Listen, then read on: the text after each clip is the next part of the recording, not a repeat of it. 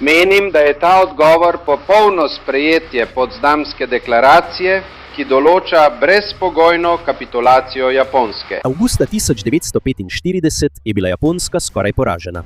Nemčije, njenega glavnega zaveznika v drugi svetovni vojni, ni bilo več. Veliko japonskih mest je bilo uničenih zaradi nenehnega bombardiranja. Prekinjene so bile tudi številne dobave hrane, nafte, orožja in drugih potrebščin za vojsko. Toda glavni voditelji japonske vojske se še vedno niso hoteli predati. Pripravljeni so bili braniti celo same japonske otoke, čeprav bi pri tem lahko umrlo ogromno vojakov in civilistov. Tukaj se je začelo eno največjih vprašanj v zgodovini. Kaj je pravzaprav prisililo Japonsko k predaji? Ali sta bila to dve atomski bombi, ki jih je odvrgla Združene države, ali pa nenaden vstop Sovjetske zveze v vojno? Zgodovinarji se o tem še danes prepirajo. Nekateri pravijo, da so bile atomske bombe glavni razlog.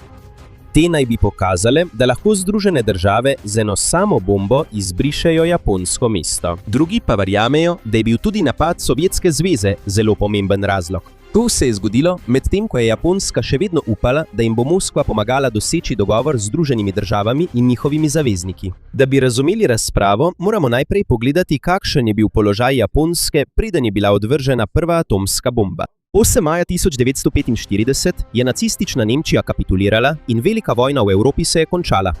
Toda v Aziji in na Pacifiku se je boj proti Japonski še vedno nadaljeval. Japonska je še vedno nadzorovala nekatera območja na Kitajskem, v Koreji, jugovzhodni Aziji in na otokih v Pacifiku. Vendar pa se je njeno ozemlje hitro zmanjševalo. Združene države in njihovi zavezniki so nato ponovno zavzeli pomembne otoke in vojaške baze. Ameriške sile so zavzele tudi Iwo Jimo in Okinavo. Okinava je bila pomembna, ker je bila že zelo blizu glavnih japonskih otokov. Lahko bi jo uporabili kot bazo za večjo invazijo. Zaradi tega so japonski voditelji vedeli, da bi lahko njihovo državo neposredno napadli. Vendar so se pripravljali na močno obrambo. Zbrali so vojake, letala, orožje in celo civiliste, ki bi lahko pomagali v boju. Njihov načrt je bil, da bi napad na Japonsko za sovražnika stal izjemno veliko življenj. Upali so, da bo, če bo umrlo veliko ameriških vojakov, Združene države morda pristale na milejši dogovor. Nekateri voditelji Japonske so si želeli končati vojno, vendar niso želeli brezpogojno kapitulirati. Nekateri v vladi so že vedeli, da je skoraj nemogoče, da bi zmagali. Med njimi je bil tudi premier Kantaro Suzuki, vodja japonske vlade v zadnjih mesecih vojne. Čeprav je želel najti način za končanje bojev, ni bil pripravljen takoj sprejeti vseh zahtev nasprotnikov. Japonski voditelji so želeli zagotoviti, da bo cesar Hirohito ostal na položaju. Hirohito je bil cesar in simbolični vodja države. Za mnoge Japonce v tistem času ni bil le navaden kralj ali politični vodja. Ljudje so do njega gojili globoko spoštovanje in zvestobo. Zato je bila za Japonsko beseda brezpogojna kapitulacija velik problem. To je pomenilo, da bi se predali brez kakršnega koli zagotovila, kaj se bo zgodilo s cesarjem, vlado in njihovimi vojaškimi voditelji. Obstaja še en problem, ki upočasnjuje odločitev. Na Japonskem ne odloča samo ena oseba. Obstaja skupina 6 najmočnejših voditeljev, imenovana Velika šesterica. V to skupino spadajo predsednik vlade, zunanji minister, vojni minister, minister za mornarico ter najvišja poveljnika vojske in mornarice. Skupina je razdeljena. Nekateri želijo najti način za mir. Vojaški voditelji pa želijo nadaljevati boj, dokler sovražniki ne ponudijo boljših pogojev. Ker so lodeljeni, je težko sprejeti jasno in hitro odločitev. Medtem pa Japonska poskuša zaprositi Sovjetsko zvezo za pomoč. V tistem času Sovjetska zveza še ni bila neposredno v vojni z Japonsko. Tokio upa, da bi lahko Moskva postala posrednik v pogovorih z Združenimi državami in Veliko Britanijo. Toda japonski voditelji niso vedeli, da je Sovjetska zveza že prej sklenila dogovor s svojimi zavezniki. Na Jaltski konferenci februarja 1945 je sovjetski voditelj Josif Stalin obljubil, da se bo pridružil vojni proti Japonski. Nekaj mesecev po porazu Nemčije, v zameno za to, je Sovjetska zveza pričakovala večji vpliv v Mandžuriji ter pridobitev Južnega Sahalina in Kurilskih otokov. To pomeni, da je medtem, ko je Japonska upala, da jim bo Stalin pomagal pri mirovnih pogajanjih, Sovjetska vojska na skrivaj pripravljala napad na njihove sile v Aziji. Julija 1945 so se glavni voditelji zaveznikov zbrali v Potsdamu blizu Berlina. Tam je bil tudi ameriški predsednik Harry Truman. Tam je bil tudi sovjetski voditelj Josif Stal in voditelji Britanije. Ena najpomembnejših tem, o katerih so razpravljali, je bila, kako končati vojno proti Japonski. Medtem ko je bil Truman na konferenci, je iz Združenih držav prispelo zelo pomembno sporočilo. Prvi preizkus atomske bombe je bil uspešen. Poimenovali so ga preizkus Trinity. Izvedli so ga 16. julija 1945 v Novi Mehiki. To bombo so izdelali v okviru projekta Manhattan, tajnega in zelo obsežnega programa Združenih držav za razvoj nove vrste orožja. To ni bila navadna bomba. Uporablja jedrsko reakcijo, da v samo nekaj sekundah sprosti ogromno količino energije. Po uspešnem testu je ameriška vlada vedela, da ima orožje, ki je močnejše od vseh bomb, ki so jih uporabili do takrat. 24. julija je Truman povedal Stalinu, da imajo Združene države novo orožje z izjemno močjo. Ni mu pojasnil vseh podrobnosti. Toda je Stalin že vedel za atomski projekt, saj je sovjetska obveščevalna služba pridobivala tajne informacije iz programa. 2 dni kasneje so Združene države, Velika Britanija in Kitajska objavile Potsdamsko deklaracijo. Ta je od Japonske zahtevala, da preda vse svoje oborožene sile. Če bi Japonska zavrnila, je deklaracija opozorila, da se bo država soočila s hitrim in popolnim uničenjem. Sovjetska zveza ni podpisala, ker je bila še vedno nevtralna v vojni proti Japonski. Na dan, ko je bil dokument izdan, je bilo japonsko vodstvo ponovno razdeljeno. Nekateri so želeli najprej jasno razlago, zlasti glede usode cesarja. Drugi so želeli deklaracijo zavrniti. Na koncu Japonska ni takoj sprejela zahteve po predaji. Premier Suzuki je uporabil japonsko besedo, ki lahko pomeni, da bodo zadevo za zdaj prezrli ali da ne bodo dali nobenega komentarja. Toda so Združene države to razumele kot zavrnitev. Medtem je bila atomska bomba že pripravljena. Zjutraj 6. avgusta 1945 je poletel ameriški bombnik B-29 z imenom Enola Gay. Njegova tarča je bila Hirošima. Hirošima ni bilo naključno mesto.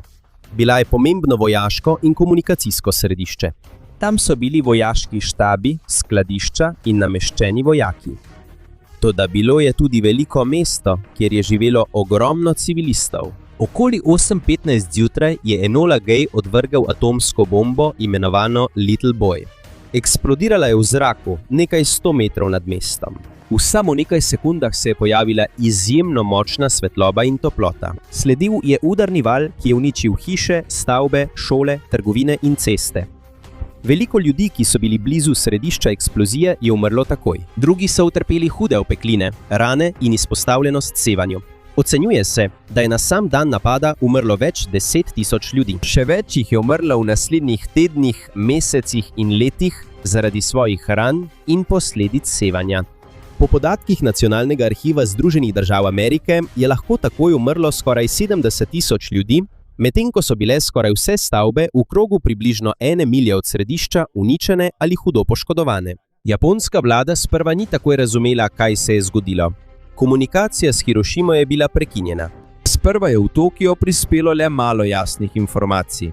Vojska je celo poslala ljudi, da bi ugotovili, zakaj je nenadoma celotno mesto utihnilo. Ko so prispeli, so videli obseg uničenja. Ugotovili so, da je bila uporabljena le ena bomba. Toda škoda, ki je povzročila, je bila enaka kot pri ogromnem letalskem napadu. Po eksploziji je predsednik Truman objavil, da je bila v Hirošimi uporabljena atomska bomba. Dejal je, da je bila Japonski dana priložnost za predajo preko Potsdamske deklaracije. Opozoril je tudi, da lahko sledijo še številni napadi, če bo japonska vlada še naprej zavračala predajo. Toda čeprav je bila Hirošima uničena, Japonska še vedno ni takoj kapitulirala. Glavni voditelji se še vedno niso mogli dogovoriti. Nekateri so še vedno verjeli, da je treba vojno nadaljevati. In medtem, ko so razpravljali o tem, kako se bodo odzvali na orožje, ki ga še niso popolnoma razumeli, se je približevala še ena izjemno velika nevarnost. Država, za katero so upali, da jim bo pomagala pri mirovnih pogovorih, se je pripravljala, da se pridruži vojni proti njim. 3 dni po uničenju Hirošime sta Japonsko hkrati zadela 2 nova udarca. Eden od njiju je bila še ena atomska bomba. Drugi pa je bil vstop Sovjetske zveze v vojno. 8. avgusta 1945 je Naotake Sato, japonski ambasador v Moskvi, odšel tja, da bi zaprosil za pomoč pri mirovnih pogovorih. Toda sovjetski zunanji minister Vjačeslav Molotov mu ni ponudil pomoči. Namesto tega je Molotov sporočil, da bo Sovjetska zveza kmalu napovedala vojno Japonski. To je bil velik udarec za japonsko vlado. Sovjetska zveza je bila zadnja država, od katere so pričakovali, da bi lahko posredovala pri pogovorih z Združenimi državami. Zdaj pa ni le propadel ta načrt. Posrednik, na katerega so upali, je postal celo njihov sovražnik. Do 9. avgusta je več kot 1 milijon sovjetskih vojakov napadlo Mandžurijo, velik del Kitajske, ki je bil takrat pod nadzorom Japonske. Tam je bila nameščena Kvantunška armada, velika japonska vojaška sila, ki je bila zadolžena za Mandžurijo. Sovjetske sile so hkrati napadle iz različnih smeri z uporabo tankov, artilerije, letal in hitrih pehotnih enot. Kvantunška armada ni mogla ustaviti njihovega napredovanja. Veliko njenih najboljših vojakov in opreme je bilo premeščenih drugam, še preden se je napad sploh začel. Zaradi tega so sovjetske sile hitro prebile njihovo obrambo. Mandžurija je bila za Japonsko zelo pomembna, saj je tam bilo veliko vojakov, vojaških baz, tovarn, železnic in zalog. Če bi to izgubili, bi Japonska izgubila veliko ozemlja in sile, ki bi jih še lahko uporabila. Japonski voditelji so se bali še ene stvari. Če bi se sovjetski napredovanje nadaljevalo, bi njihova vojska lahko prišla tudi v Korejo in na severni del Japonske. To pomeni, da bi Japonsko lahko razdelile in zasedle različne države, tako kot se je zgodilo z Nemčijo. Tistega dne so se sestali najvišji voditelji Japonske. Še vedno so bili razdeljeni glede odločitve. Civilni voditelji, vključno z zunanjim ministrom Shigenorijem Togojem, so bili pripravljeni sprejeti Potsdamsko deklaracijo, če bi cesar Hirohito ostal na položaju. Vendar pa je večina vojaških voditeljev imela strožje zahteve. Niso želeli, da bi tuje čete okupirale Japonsko. Želeli so, da bi se Japonska sama razorožila. Prav tako so želeli, da bi japonske oblasti vodile sojenja domnevnim vojnim zločincem. Skratka, želeli so končati vojno, vendar niso želeli sovražnikom prepustiti popolnega nadzora nad Japonsko. Medtem ko se niso mogli dogovoriti, je prišla še ena novica. 9. avgusta je ameriški bombnik B-29 z imenom Boxcar odvrgel atomsko bombo z imenom Fat Man na Nagasaki.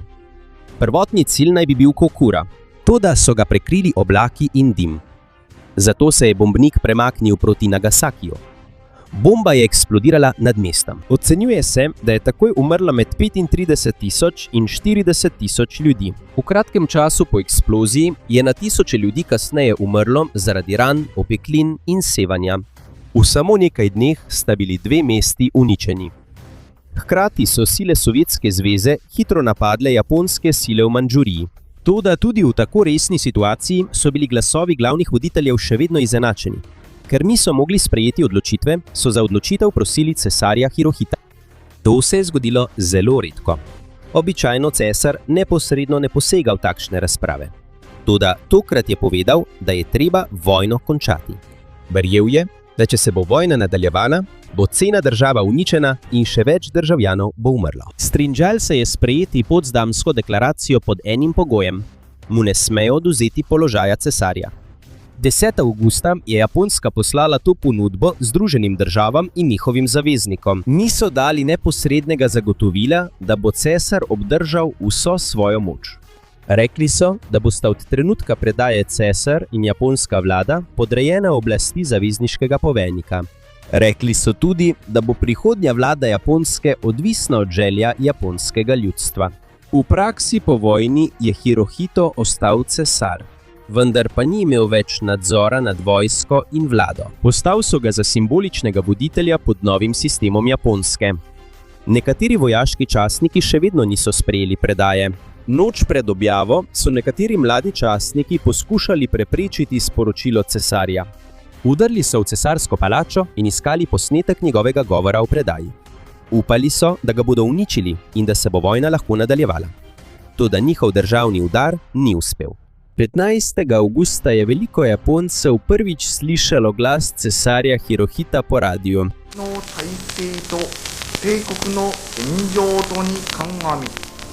S pričakovanjem. V upanju, da bo. Ni neposredno uporabil preproste besede predaja, vendar je bilo sporočilo jasno. Japonska bo sprejela zahteve nasprotnikov in končala vojno. 2. septembra 1945 so predstavniki Japonske podpisali uradno listino o predaji na ladji USS Missouri v Tokijskem zalivu. Tam se je uradno končala druga svetovna vojna. Vendar pa ostaja veliko vprašanje, zakaj so Združene države se odločile uporabiti atomske bombe. Glavna razlaga ameriške vlade je preprosta. Želela je čim prej končati vojno in se izogniti ogromni invaziji na Japonsko. Še preden je bila atomska bomba pripravljena, je ameriška vojska že pripravljala načrte za invazijo na glavne japonske otoke. Celoten načrt so poimenovali Operacija Downfall. Sestavljen je bil iz dveh glavnih delov. Prvi je bil Operacija Olimpik. Namen tega je bil izkrcanje zavezniških sil na južnem otoku Kyushu novembra 1945. Ko bi tam pridobili baze, bi sledila Operacija Coronet. To bi bil velik napad na območje blizu Tokija leta 1946. Toda Japonska je vedela, da prihaja invazija. Zato je pripravila svojo obrambo, imenovano Ketsugo. Japonski poveljniki so vedeli, da je skoraj nemogoče popolnoma premagati Združene države. Njihov načrt je bil otežiti in narediti invazijo čim bolj krvavo. Ustavili bodo ogromno vojakov, letal, samomorinskih letal in civilnih opazovalcev. To je bila obramba na območjih, kjer bi lahko pristale zavezniške sile. Upali so, da bodo, če bodo ameriške žrtve zelo velike, ZDA prisiljene skleniti dogovor pod boljšimi pogoji za Japonsko. Združene države so imele razlog, da se bojijo tega načrta. Na Iwo Jimi in Okinavi so ameriške sile videle, kako silovito se japonska vojska bori, tudi ko je bilo jasno, da bodo poraženi. Samo na Okinavi je bilo ubitih ali pogrešanih več kot 10.000 ameriških vojakov in 10.000 jih je bilo ranjenih. Izjemno veliko jih je umrlo tudi na japonski strani, vključno s številnimi civilisti. Ni enotnega in zanesljivega števila, koliko ljudi bi umrlo ob invaziji na Japonsko. Ocene so se razlikovale, ker načrtovalci še niso vedeli, kako dolgo bo trajal boj, kako močna bo dejanska obramba in koliko civilistov se bo pridružilo. Nekatere ocene so bile nižje. Obstajale so tudi ocene, da bi lahko bilo do 100.000 ameriških mrtvih in ranjenih, če bi celotna operacija trajala dlje časa. Zato pri odločitvi ni bila pomembna le natančna številka. Pomembno je bilo, da so ameriški voditelji verjeli, da bo invazija izjemno krvava. Za predsednika Harryja Trumana je bila atomska bomba način, da konča vojno, še preden bi bilo treba začeti invazijo. Obstajal je tudi pritisk javnosti. Amerika je bila utrujena po mnogih letih vojne. Družine so si želele, da bi se njihovi vojaki že vrnili domov. Toda tudi niso želeli Japonski ponuditi blage pogoje. Po Pearl Harborju in dolgotrajnem bojevanju v Pacifiku, zato so po mnenju zgodovinarjev, ki podpirajo glavno razlago, bombe uporabili, da bi prisilili Japonsko k takojšnji predaji in preprečili še več žrtev na obeh stranih. Vendar pa so nekateri zgodovinarji, ki niso prepričani, da je to edini razlog. Po njihovem mnenju so Združene države že razmišljale o naslednjem problemu po drugi svetovni vojni, o Sovjetski zvezi. Pred uspešnim preizkusom atomske bombe so ZDA še vedno želele pomoč sovjetskih sil proti Japonski. Ko je Truman izvedel, da novo orožje deluje, se je njegova potreba po Stalinovi pomoči zmanjšala. Če bi Japonska kapitulirala, preden bi Sovjetska zveza zavzela velik del Azije, bi imela Moskva po vojni manjši vpliv. Zaradi tega nekateri zgodovinarji pravijo, da atomska bomba ni bila le orožje proti Japonski. To je bil tudi način, da se Sovjetski zvezi pokaže nova moč Združenih držav. Vendar ni dovolj reči, da je bila bomba uporabljena samo za zastraševanje Moskve. V tistem času se je vojna še vedno nadaljevala. Japonska se še ni predala. Ameriška vojska je še vedno načrtovala invazijo. Združene države tudi niso bile prepričane, ali bo ena atomska bomba dovolj, da prisili japonsko vodstvo. Zato je pravi razlog bolj zapleten. Amerika si je želela, da se vojna čim prej konča. Želela se je izogniti invaziji. Hkrati pa so razmišljali tudi o tem, kdo bo imel moč v Aziji, ko bo Japonska dokončno poražena. Toda, da bi ugotovili, kateri je bil največji razlog za kapitulacijo, moramo pogledati ne le na to, kaj so mislile Združene države. Treba je pogledati, česa so se japonski voditelji najbolj bali. Atomske bombe, sovjetska invazija ali hkrati prihod dveh nevarnosti, ki jih niso mogli več ustaviti. Tu se razprava še bolj zaostri. Zakaj so Združene države pohitele z uporabo atomske bombe, če pa bi Sovjetska zveza tako ali tako vstopila v vojno? Po mnenju nekaterih zgodovinarjev je predsednik Harry Truman želel končati vojno, preden bi Sovjetska zveza pridobila večji nadzor nad Azijo. Sprva je bila za Ameriko pomoč sovjetske vojske zelo pomembna. Tudi ko je bil prvi preizkus atomske bombe uspešen, je imel Truman že drugo možnost, da prisili Japonsko k predaji. Ameriška vlada se je bala tudi vse večje moči sovjetskega voditelja Josifa Stalina. Po porazu Nemčije je Sovjetska zveza nadzorovala velik del vzhodne Evrope. Združene države so bile zaskrbljene, da bi se to lahko zgodilo tudi v Aziji. Če bi sovjetska vojska prodrla globoko v Mandžurijo, Korejo in Japonske otoke, bi lahko zahtevala svoj delež pri okupaciji in upravljanju regije. Zato je po mnenju nekaterih zgodovinarjev sporočilo atomske bombe ni bilo namenjeno le Japonski. To je pokazalo tudi Sovjetski zvezi, da imajo Združene države novo orožje, ki mu takrat niso mogli parirati.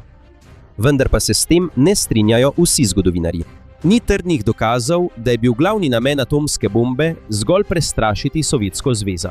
Vojna se je še vedno nadaljevala, Japonska se še ni predala, obe strani pa sta se še vedno pripravljali na morebitno invazijo. Obstaja tudi razprava o Potsdamski deklaraciji. Preden je bila odvržena atomska bomba, so nekateri ameriški uradniki želeli jasno povedati Japonski, da lahko cesar ostane na položaju tudi po predaji. Vedeli so, da je cesar Hirohito izjemno pomemben za japonsko ljudstvo in vlado, vendar to ni bilo jasno vključeno v deklaracijo. Po mnenju nekaterih zgodovinarjev, če bi Amerika takoj zagotovila, da bo cesar ostal, bi se Japonska morda predala prej. Vendar pa po mnenju drugih zgodovinarjev tudi to ni bilo zagotovljeno. Tukaj bi japonska vojska lahko pomislila, da Amerika slabi in bi lahko zahtevali še več pogojev. Tudi najtrši vojaški voditelji Japonske niso pokazali, da so pripravljeni na predajo pred dogodki avgusta. Čeprav je bilo veliko mest uničenih in je primanjkovalo zalog, in čeprav je bila pomorska blokada stroga, so še vedno želeli nadaljevati boj. Zato se vračamo k najpomembnejšemu vprašanju. Kaj je res spremenilo mnenje Japonske? Za eno stran v razpravi so bile atomske bombe največji razlog.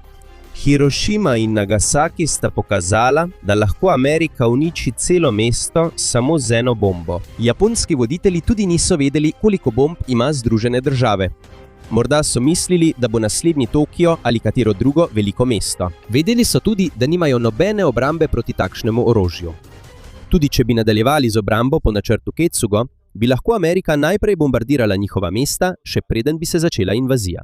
Jasno je tudi iz sporočila cesarja Hirohita, da je bila nova bomba z izjemno močjo velik razlog za njegovo odločitev. Želel je preprečiti novo uničenje še enega mesta in popolno uničenje celotne države. Vendar pa nekateri zgodovinarji pravijo, da je imel večji učinek vstop Sovjetske zveze. Predtem je Japonska še vedno upala, da bo lahko uporabila Moskvo kot posrednika. Načrtovali so, da bodo zaprosili za mirovni sporazum, ki bi bil milejši od brezpogojne predaje. Ko je Sovjetska zveza napovedala vojno, je to upanje popolnoma izginilo.